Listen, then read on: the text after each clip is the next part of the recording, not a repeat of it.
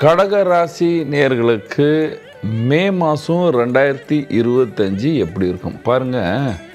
மே மாதத்தில் ரொம்ப பிரமாதமாக இருப்பீர்கள், தைரியமாக இருப்பீர்கள், நல்ல பேர் புகழ் பணம் எல்லாமே வந்து சேரும். ஆனால் இந்த ராகு கேத்து பயிற்சிக்கு பிற்பாடு, குரு பயிற்சிக்கு பிற்பாடு கொஞ்சம் தன்னுடைய ஆரோக்கியத்தை கவனிக்க வேண்டும்.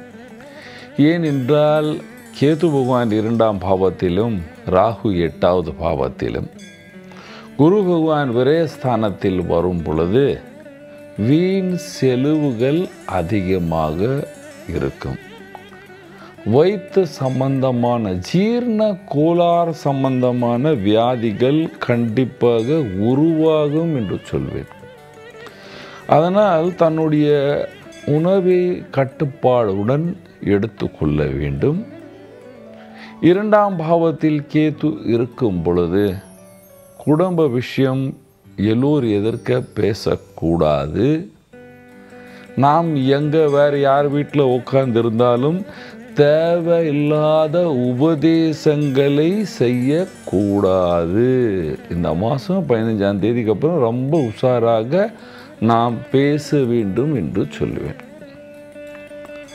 இப்பொழுது இந்த மே ஜூன், தமிழ்நாட்டில் மே ஜூன் ஜூலை வரைக்கும் வெயில் அதிகமாக இருக்கும்.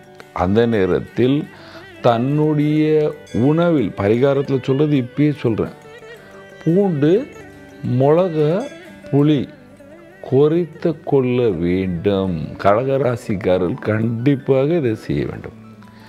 அரசியலில் இருந்தால் நல்ல பேர் புகழ் வசதி இருக்கும், வீண் செலவுகள் அதிகமாக இருக்கும். கலைஞர்களுக்கு வேலை ரொம்ப அதிகமாக இருக்கும், யாத்திரை செய்ய வேண்டியதாக இருக்கும். படிக்கிற ஸ்டூடெண்ட்டுக்கு நம்ம இந்த இடத்துல வாங்கலாம், காலேஜில் சீட்டுன்னா இந்த இடத்துல கிடைக்காது, பக்கத்து காலேஜில் கிடைக்கும். ஃப்ரெண்ட்ஸ்லேருந்து கொஞ்சம் விலக வேண்டிய நிலைமை இருக்கும். நம்முடைய சொந்தக்காரர்லேருந்தும் கொஞ்சம் நேரம் விலகி வெளியே வர வேண்டிய காலம் உருவாகிவிட்டது. யாராவது சொந்தக்காரருக்கு ஆரோக்கியம் கெட்டு நாம் அவரை போய் பார்க்குறதோ, அதனால் இல்லைன்னு நம்ம போக முடியாத அவருக்கு ஏதாவது ஒரு பிரச்சனை உருவாகிற காலமும் இருக்கின்றது. செலவுகளும் இருக்கும், பண வசதியும் இருக்கும். ஆனால் செலவுகள் அதிகமாக இருக்கும். செலவு அதிகமாக இருந்தால் பணம் இருந்தால் தான் செலவு இல்லையா? பணமே இல்லைன்னு என்ன செய்யுங்க, கண்டிப்பாக பணம் வந்து சேரும். வேலைக்கு செல்கிற ஆண் பெண்களுக்கு சில பேருக்கு கண்டிப்பாக இடம் மாறுவாங்க, இடம் மாறும் என்று சொல்லலாம். நீங்கள் இம்போர்ட் எக்ஸ்போர்ட் பண்ணுறீங்கன்னா ட்ராவல் அதிகமாக இருக்கும். ட்ராவலில் ஹெல்த்துக்கு கொஞ்சம் பார்த்து கொள்ள வேண்டும் என்று சொல்லலாம்.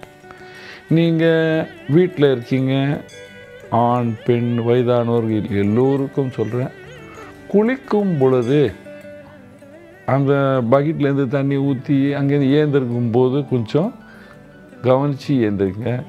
காலில் சிறுசாக அடிப்படுறதுக்கு வாய்ப்பு இருக்குது. பெருசாக ஒன்றாவது, ஆனால் சிறிய கொஞ்சம் அடி வாங்கிறதுக்கு வாய்ப்புகள் உள்ளன.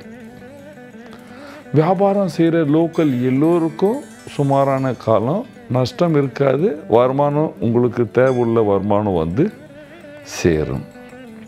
இங்கே விவசாயியாக இருக்கீங்க, விவசாய பொருட்களை விற்கிறதுக்கு வெளியே போக வேண்டிய காலம் வந்து விட்டது. தைரியமாக போங்க. இங்கே லோக்கலில் நீங்கள் விற்கிறதுலேருந்து அதிகமாக சம்பாதிப்பீங்க, தைரியமாக இருப்பீர்கள். என்ன பரிகாரம் செய்யலாம்? பரிகாரம் கடக ராசிக்காரருக்கு குரு 12இல் வந்தாலும் சரி, ராசியில் வந்தாலும் சரி, 7ஆம் பாவத்துக்கு அதிபதி சனி இருக்கும் பொழுது இவர்கள் எல்லோரும் பகவான் சிவநாம ஜபம் செய்ய வேண்டும். நமசிவாய நமசிவாய நாமம் ஜபம் செய்ய வேண்டும். சனிக்கிழமையும் வியாழக்கிழமையும், தேர்ஸ்டே அண்டு சாட்டர்டே நீங்கள் என்ன செய்யணும், அரச மரத்துக்கு தீபம் ஏற்றணும், தண்ணி விட்டுட்டு வரணும்.